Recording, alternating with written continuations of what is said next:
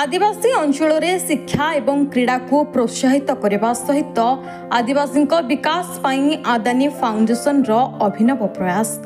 आठगड़र BJP नेता अभय बारी अध्यक्षतार Athgarh block कंजरेई panchayat 4 देश उपरा विद्यालय छात्र छात्री मानू पाठ्य उपकरण प्रदान करने सहित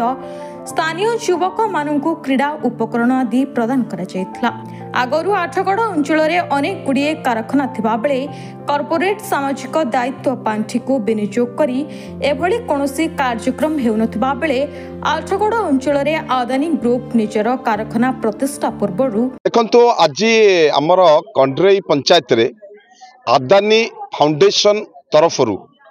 जोटा कि प्रत्येक पंचायत रे पूर्वर मध्य देइचंती राधाकृष्णपुर पंचायत आज कंडरेई पंचायत प्रत्येक पंचायत को 50टा लेखा लाइट एवं गोटे हाईमैक्स लाइट एवं आमर धबलेश्वर माँ धबलेश्वर पाखे हाईमैक्स लाइट एवं आज कंडरेई पंचायत चारिमार 4 देशर आमर जोटा यूपी स्कूल आज 1 टू 10 पर्यंत पिला मानकु स्कूल बैग एवं तादरे बही ज्योमेट्री बॉक्स एवं डेस्क बेंच पिला माने पढ़िया पे आधुनिकरण डेस्क बेंच एवं विशेषकर पीवा पानी पाई जोटा कि आरो देथिले एवं किछि ए पंचायतर अन्य 10टा रु ऊर्ध्व क्लब को फुटबॉल एवं क्रिकेट पूरा एंटायर किट देथिले जोटा कि पिलांक मान मध्यरे एवं गाँव रे उत्साहित एवं प्रेरणा आनिया पाई धन्यवाद देवी। आठगड़ तिगिरिया निर्वाचन मंडली तरफ आदानी ग्रुप बर्तमान आरंभ ही नहीं एवं जोटा कि बर्तमान से आसिकना जो भाई सीएसआर फंड स्टार्टिंग रु सीएसआर फंड देइचंती एटा आम आठगड़ तिगिरिया निर्वाचन मंडल अशेष धन्यवाद दौचु। एटा विशेषकर संभव हो पारे आम भारतीय जनता पार्टी जी आम ओडिशार जे मुख्यमंत्री अच्छा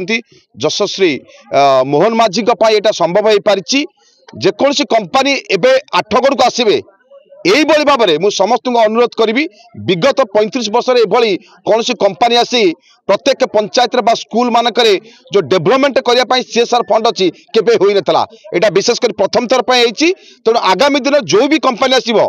यही सीएसआर फंड आगे देवे ये आम विकास हम एवं धन्यवाद दौची आदान ग्रुप समस्त मेंबर मान जो मैंने आज उपस्थित रही आम सहित आज ये कार्यक्रम कर कंडरेई पंचायतर जी आम नेतृत्व नौ